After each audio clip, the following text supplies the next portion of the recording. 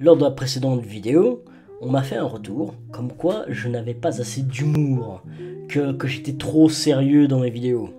Eh bien, d'accord, dans ce cas-là, je vais, maintenant à chaque début de vidéo, je vais raconter une blague de développeur. Voilà, ainsi, si tu t'intéresses au monde du développement, ben, tu te mets dans le bain parce que c'est de la merde, t'inquiète pas. Un verre de 50 centilitres contient 25 centilitres d'eau. Le pessimiste dit: le verre est à moitié vide. L'optimiste dit: le verre est à moitié plein.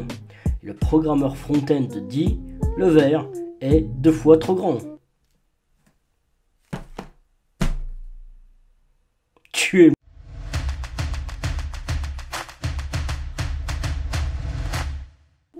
Suite à cette petite introduction au fait qu'on va parler du développeur front-end, alors on peut se demander directement, ben, forcément, c'est le sujet de la vidéo, qu'est-ce qu'un front-end, quel est son but, quelle est sa place dans un site web. Alors, tout simplement, tout ce que tu vois sur un site web, c'est du front-end, pour faire très basique. Tout ce que tu vas voir, tous les textes, les images, les titres, tout, c'est le front-end qui l'a créé, qui l'a stylisé et qui l'a rendu fonctionnel. Comment est-ce qu'il fait ça? Grâce à ces 3 langages de programmation principaux, à savoir HTML, CSS, JavaScript. Alors, HTML et CSS ne sont pas des langages de programmation, c'est juste pour vulgariser. Alors, il va directement utiliser HTML pour créer une structure de page. Ensuite, il va utiliser CSS pour pouvoir styliser sa page. Et ensuite, il va utiliser JavaScript pour pouvoir rendre tout l'aspect fonctionnel. Alors, du coup, ouais, forcément, est-ce que c'est tout ce que a besoin de connaître un développeur front-end? Eh bien sûr que non. Parce que il faut savoir que comme les techniques et les technologies ont évolué, eh bien le métier du développeur front-end aussi. C'est pour ça qu'à un moment, il y a eu une fission entre intégrateur front-end et développeur front-end. Je parlerai de l'intégrateur front-end dans une autre vidéo, car je pense que ça pourrait être intéressant. Mais on va parler ici vraiment du développeur front-end. Alors, du coup, le développeur front-end, ben, il ne va pas forcément utiliser HTML aussi basiquement qu'on l'apprend. Il va souvent utiliser des logiciels ou des frameworks de templating qui vont lui permettre en fait de écrire moins d'HTML, mais d'en générer beaucoup plus. Je parlerai peut-être de certains du templating qui est plutôt intéressant à connaître en fait.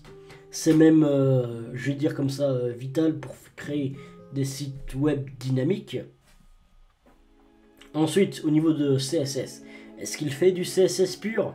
Bien sûr que non. Il va utiliser un préprocesseur comme Sass, ou bien il va utiliser des frameworks CSS. Je pense notamment à Bootstrap, Tailwind CSS ou Bulma. Voilà, je parlerai bien sûr de tout ça dans une vidéo dédiée à chacun d'eux, il n'y a pas de problème, ne t'inquiète pas.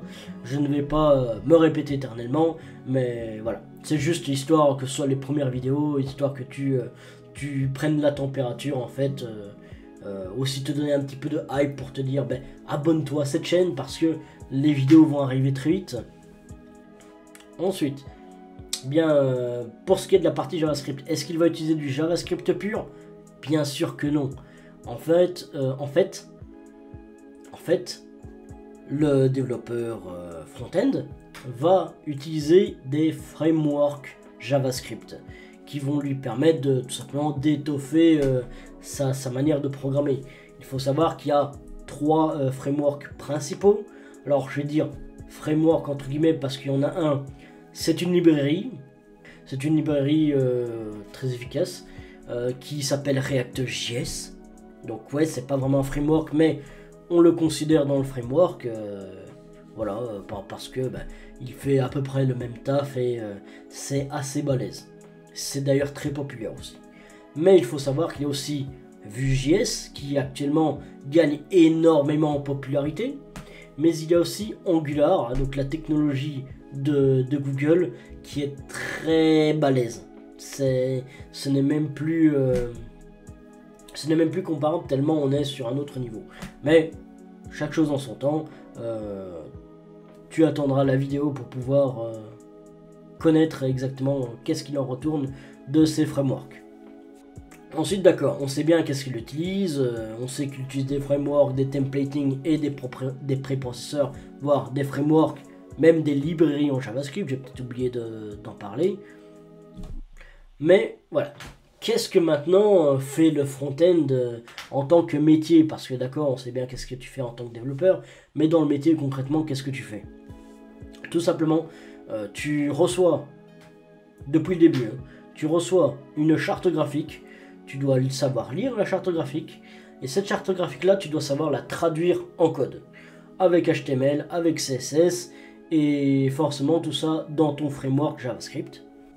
Ensuite de cette charte graphique, bien en général, on va te donner des fonctionnalités à créer. Et c'est là que tu vas devoir utiliser beaucoup de tes connaissances en JavaScript pour pouvoir faire cela. Du coup, c'est à peu près tout, mais pas entièrement. On confond en fait souvent designer web et développeur web. Alors, c'est pas du tout la même chose. Il se peut qu'en tant que développeur front-end, c'est vrai, tout comme moi, vu que on est à peu près une quinzaine dans la boîte où je suis, forcément, tu dois savoir être un petit peu plus touche à tout, on va dire. Le pourquoi, oui, forcément, on est moins, du coup, on m'a demandé à moi, par exemple, de créer une charte graphique, de la présenter au client, et ensuite savoir récupérer les retours, et ensuite est venu mon travail de développeur. Forcément, tu dois savoir utiliser un petit peu de Photoshop. Si tu as des graphistes, tu ne vas pas forcément attendre le graphiste avant de recevoir un bête logo. Il faut que tu saches avancer dans ton travail. Du coup, oui, avoir des bases de Photoshop, c'est pas mal. Donc voilà, mais pour autant, designer web et développeur ne sont pas du tout les mêmes choses. Donc le développeur va s'occuper du code, le designer va juste s'occuper de l'aspect graphique. Et quand je parle d'aspect graphique, je parlerai aussi dans leur vidéo plus en détail, mais le designer UI et le designer UX, c'est encore quelque chose de plus précis. C'est quelque chose en fait, parfois ça se tirait les cheveux, mais le UI va s'occuper juste de la partie beauté, il va dire ok, ouais, en fait, si tu le mets 5 pixels plus haut tel élément, eh bien tu auras beaucoup plus de conversion. Mais aussi il faut savoir que le UX c'est plus tout ce qui va être non mais en fait si on retire ce bouton là, eh bien il va y avoir beaucoup plus de gens qui vont cliquer sur l'autre bouton. Voilà, ce sont un petit peu des dégrossissages, mais c'est ça qui est un designer web, designer UI, designer UX. J'en parlerai vraiment en détail, de manière beaucoup plus complexe. Et là, je crois que c'est un gros morceau qu'on va attaquer, d'où cette vidéo fera sûrement plusieurs minutes. Alors, est-ce que j'ai une roadmap à conseiller pour un nouveau développeur qui voudrait être front-end? Tu te dis ok, tu as la patte créative, tu te dis ok, j'ai de la détermination, je vais être front-end. Alors moi je te conseille vraiment dans ce cas là, déjà de 1, entraîne ton Google Skill, et pour entraîner ce Google Skill, eh bien tu vas t'entraîner à faire des recherches sur les termes que je vais utiliser dans cette roadmap. Alors moi je te conseille en premier lieu d'apprendre Git et GitHub. C'est la première chose, pour moi c'est la base. C'est pas très compliqué, mais tu dois savoir utiliser le terminal, comprendre l'interface de GitHub. Bref, tu dois savoir aussi installer Git. Ensuite, après ça, moi je te conseille d'apprendre le Markdown. C'est très rapide, c'est pas un langage de programmation. C'est ce qui te permet de faire des documentations un petit peu plus jolies et plus rapides, plus simples pour présenter sur GitHub. Alors, ensuite, je t'inviterai à apprendre HTML et CSS. Pourquoi ces deux-là d'un coup? Parce que l'HTML c'est pas très compliqué. Tu auras peut-être plus de mal avec CSS, mais le CSS est très important. Et avant même d'aller plus loin, je vais même te conseiller d'apprendre le responsive en CSS, que tu vas créer du CSS de toi-même. Ensuite, je t'inviterai à t'intéresser à au moins un préprocesseur, à savoir SAS, qui va te permettre tout simplement de créer ton CSS beaucoup plus rapidement, plus efficacement. Bref, tu verras par toi-même si tu te documentes sur SAS. Ensuite, après, oui, tu vas devoir attaquer JavaScript, qui est un très gros morceau. Je t'invite vraiment à essayer d'apprendre un maximum, de te former déjà là-dessus, de faire quelques petits code wars dessus. Mais apprends vraiment, c'est très important, ce sont les data structures. Tout simplement, c'est quoi? C'est de savoir manipuler les éléments qui composent un tableau ou un objet dans un langage de programmation de manière générale. Ici, ce sera JavaScript. Ensuite, directement après ça, tu n'as pas besoin d'apprendre 100% du JavaScript pour pouvoir commencer la prochaine étape. Et je t'invite d'ores et déjà à t'intéresser sur un des trois frameworks JavaScript qui sont très importants. Et en parallèle, je t'invite juste à savoir utiliser quelques librairies en JavaScript. C'est pour ça que c'est assez important le JavaScript. Il y a énormément de choses que tu peux faire et je t'invite vraiment à te renseigner sur différentes librairies en JavaScript.